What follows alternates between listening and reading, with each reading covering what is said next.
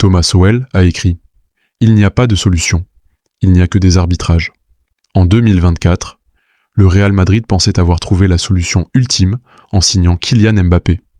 Dans leur esprit, ajouter le meilleur joueur du monde à la meilleure équipe du monde ne pouvait produire que l'excellence.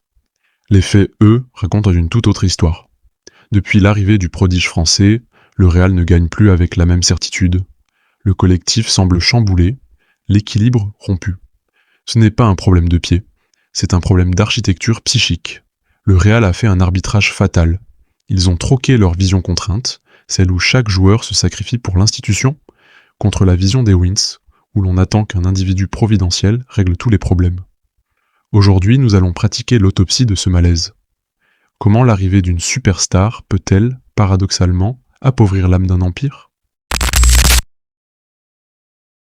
En psychologie des systèmes, une structure ne peut posséder qu'un seul centre de gravité à la fois. Avant Mbappé, le Real avait une architecture claire. Vinicius était le moteur explosif et Bellingham l'architecte émotionnel. L'espace mental était saturé, mais équilibré. L'arrivée de Mbappé a créé une interférence d'ego. En voulant occuper le même espace symbolique et technique, ces trois soleils ont provoqué un effondrement de l'orbite collective. Mbappé n'est pas venu s'intégrer une structure, il est venu avec sa propre centralité.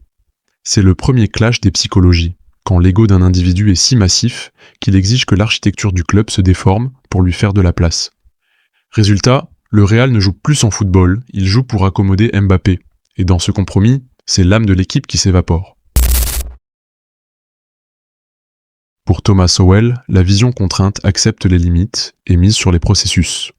Le Real de l'ère Ancelotti reposait sur une méritocratie de la sueur. Tout le monde défendait, tout le monde souffrait. L'efficacité du système pouvait se résumer ainsi: la somme des talents fois la somme des sacrifices, divisée par les égos individuels. L'arrivée de Mbappé a fait exploser le dénominateur égo individuel.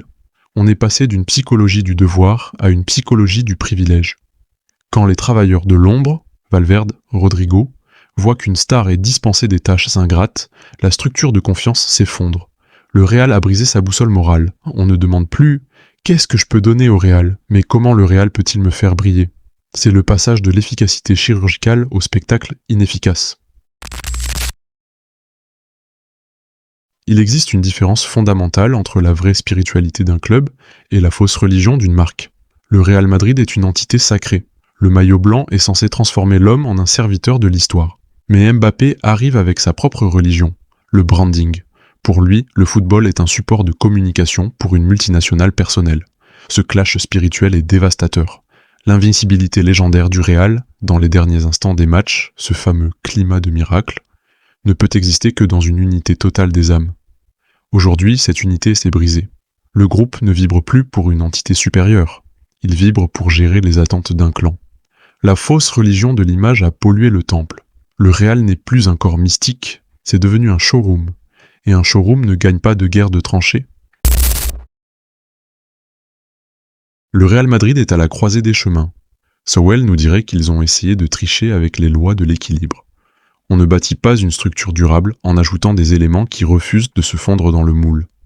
La solution est chirurgicale. Soit Kylian Mbappé pratique une autopsie de son propre ego et accepte de mourir à sa marque pour renaître en tant que madrilène, soit l'architecture du Real continuera de se fissurer jusqu'à l'effondrement total. L'enseignement est universel. Dans votre propre vie, ne cherchez pas à ajouter des solutions miracles, brillantes, si vos fondations sont déjà saturées. Apprenez d'abord à stabiliser votre structure intérieure. Si vous voulez comprendre comment aligner vos ambitions avec votre véritable architecture mentale, mon livre « Rebâtir ton âme » vous donnera les clés pour ne jamais laisser votre ego briser votre empire. Abonnez-vous, soyez des architectes, pas des spectateurs. C'était Mental Nation.